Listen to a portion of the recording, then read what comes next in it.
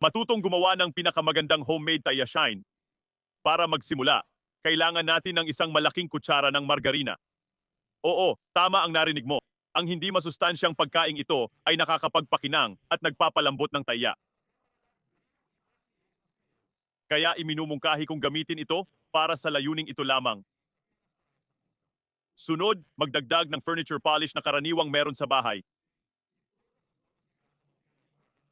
Panghuli, magdagdag ng ilang patak ng itim na pampakintang.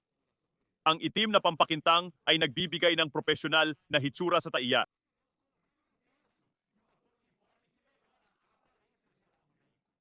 Haluing mabuti hanggang maging pantay ang pagkakahalo. Ang pagsasama ng tatlong sangkap na ito ay mahalaga para sa perpektong resulta.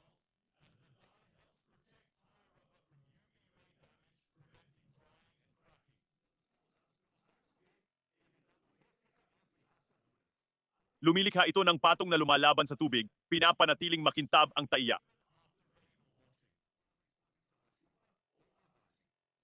Ang margarina ay nagpapalambot sa goma dahil sa mga langis nito.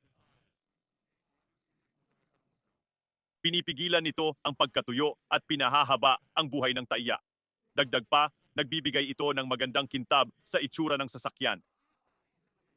Siguro nagtataka ka kung para saan ang furniture polish? Pinadadalas nito ang paglalagay at ginagawang mas madali ang pag-aalaga ng taiya.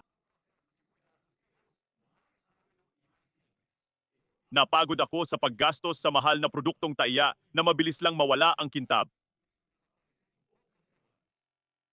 Nang matuklasan ko ang murang paraan na to, di na ko bumalik sa dating produkto.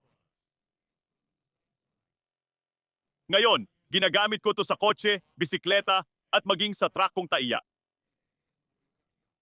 Bukod sa pagbibigay ng makintab na hitsura, susi ito sa pangkalahatang pag-aalaga ng taiya.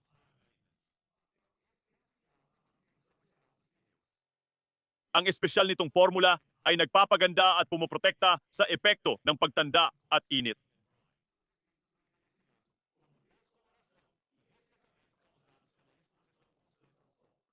Ang trick na ito ay nagpapaganda sa kotse at pinahahaba ang buhay ng iyong mga taiya.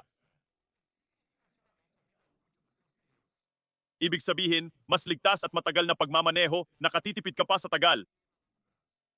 Higit sa lahat, ito'y abot kayang solusyon na madaling gawin. Subukan mo at makita mo mismo ang pagkakaiba. Sabihin mo sa comments kung saang rehiyon ka nanonood. Ingat kayo at paalam.